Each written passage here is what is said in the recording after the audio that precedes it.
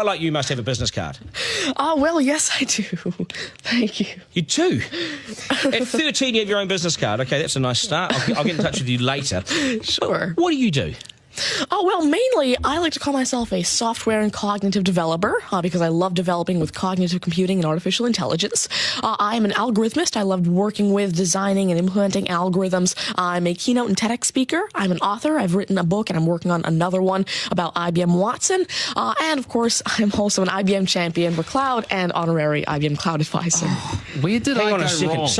Someone just get me a flannel countdown. Do you go to school?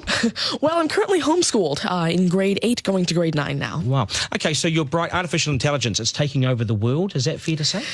Well, you see, that's actually one thing that I believe a lot of people have, this sort of misconception that artificial intelligence is this technology that was made to replace humans at really everything we do, whether it be, our jobs or whatever we do at home every day. But really what I believe is that artificial intelligence was developed and is continuing to be developed for the sole purpose of really augmenting our life and amplifying our skills or capabilities and what we can do every day. But what about when the computers actually learn that they're better than us?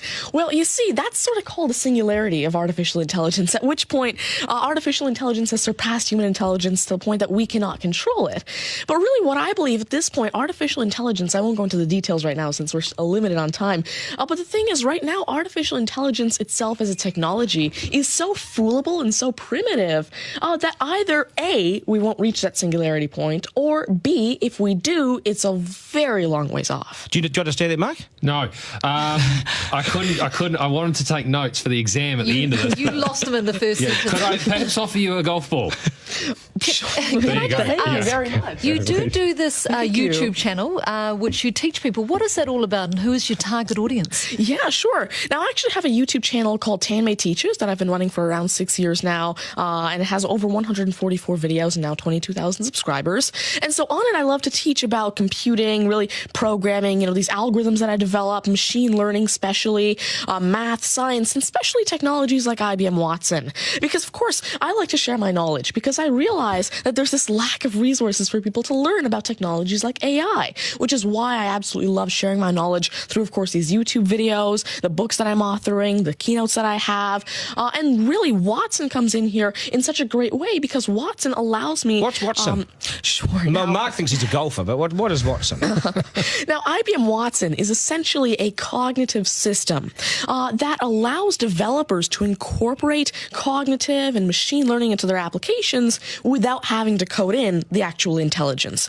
And what this means is that, of course, right now, really one of the main reasons developers aren't incorporating more machine learning into their apps is because it's so hard to do. It's really difficult to incorporate intelligence because... Has the I wanted to take this somewhere else, this interview. Has the Homeschooling Association of the World got hold of you as the front person? Well, there is actually a Homeschooling Legal Defense Association, I believe, HSLDA in Canada, and I actually had a keynote for them last year in Niagara Falls. You're the poster boy for homeschooling, aren't you?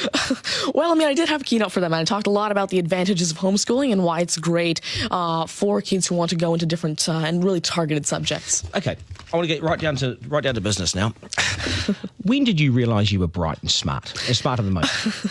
Well, I originally started coding when I was 5 with simple languages like Fox Pro and Batch. But eventually, at 9 years old, I had my very first iOS app accepted into the Apple App Store called T-Tables. But did your mum and dad do something to you between 0 and 5? They plug you into the wall? What do they do to you? At 5, you were coding. Are you smarter than your mum and dad, by the way? Already? Well, I have... my dad used to work as a computer programmer, but he used to work with, simple, regular programming languages like Fox Pro, Batch, a little bit of C, etc. But you see, now I'm really interested in artificial intelligence and how it can actually be implemented on all these different platforms. You'd be a nightmare to teach. You'd be an absolute nightmare to teach, wouldn't you?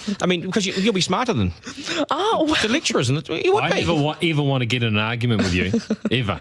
But I would like to see you on a quiz show because I think you would nail that. Well, you see, there is one thing that I've been working on, and it's essentially an app called Ask Tanmay, an NLQA system. And so essentially, it's a system that can take your natural language questions and answer them for you using Watson and artificial intelligence. And actually, the original reason why I made Ask Tanmay, there's an Indian version of the Who Wants to Be a Millionaire show called KBC, which I originally wanted Ask Tanmay to play. So that actually ties in quite a bit with what I wanted to do. It's nice to see you. Do you get because you're homeschooling? You wouldn't go to school dances and things like that, would you? School socials and things. Do you go well, I actually used to be regularly schooled until grade 6. Right. Then I became homeschooled, and so of course I still do have my This friends is still from a school. victory for public schools. Take that golf ball Yep. and bring it back to me when you've actually worked out a way in which it'll always go straight. Because I think you could do it. Technically, using a genetic algorithm or something. I knew there'd be an answer. Hey, it's brilliant to meet you. You're a complete inspiration. Thank you. And I hope my son was watching, a 7-year-old son. Message to Buster Gunn, you got work to do, mate. Do your homework, and we got to sharpen things up. Nice to see you. Thank you very much. much. All the very best. Thank You're you. amazing. Thank you. You're amazing. Okay, news is next, and then we are joined by today's panel, which won't be as smart as this guy, but they'll still be good, and we will head back to the beach as well for a game of 9 and 10. So much pressure now on the contestant in 9 and 10 just to rip through it and get it right. That's coming up after 8.